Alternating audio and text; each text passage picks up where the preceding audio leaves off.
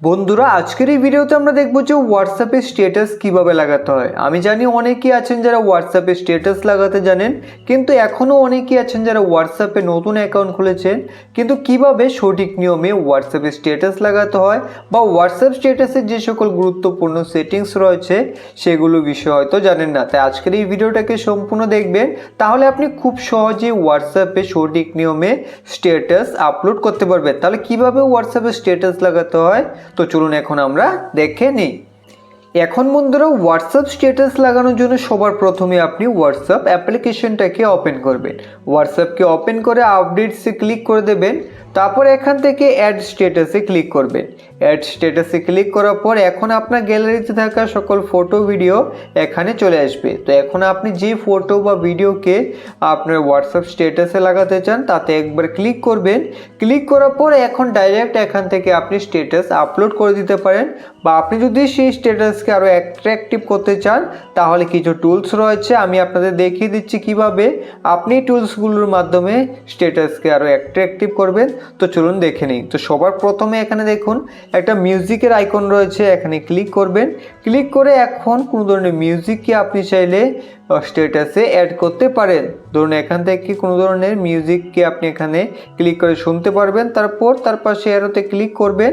এখন আপনি মিউজিকের যেই পার্ট এখানে রাখতে চান সেই পার্টটাকে এইভাবে সিলেক্ট করে তারপর এখান থেকে ডানে ক্লিক করে দেবেন। তাহলে এখানে কিন্তু আপনার স্ট্যাটাসে এই ধরনের অর্থাৎ মিউজিক চলে আসবে। তারপর দেখুন এখানে একটা ক্রপের আইকন রয়েছে, এখানে ক্লিক করে আপনার স্ট্যাটাসের যে বাড়তি জায়গা রয়েছে তা আপনি এখান থেকে ক্রপ করে নিতে পারেন। এখন এখান থেকে ডানে ক্লিক করে দেবেন। তারপরে এখানে দেখুন একটা স্টিকারের আইকন রয়েছে, এখানে ক্লিক করে আপনি চাইলে কোনো ধরনের স্টিকারকে আপনার স্ট্যাটাসে এইভাবে অ্যাড করতে পারেন। এবং এখানে স্টিকারে ক্লিক করে আপনি এখানে ক্লিক করে কোনো ধরনের ইমোজিকেও আপনি এখানে এইভাবে অ্যাড করতে পারেন। তো এইভাবে এখান থেকে আপনি কোনো ধরনের ইমোজিকেও অ্যাড করতে পারেন আপনার স্ট্যাটাসে।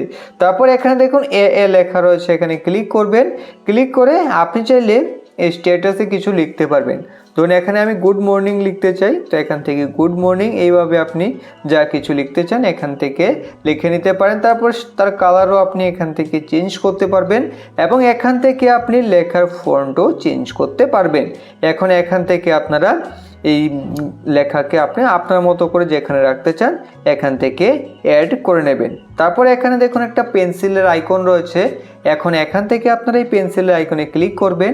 পেন্সিলের আইকনে ক্লিক করে আপনি স্ক্রিনে কিছু লিখতে চাইলে এইভাবে লিখতে পারেন, বা এখান থেকে আপনি এই অপশনে ক্লিক করে আপনি যদি কোনো জায়গাকে ব্লার করতে চান তাহলে এইভাবে এখান থেকে ব্লারও করতে পারবেন।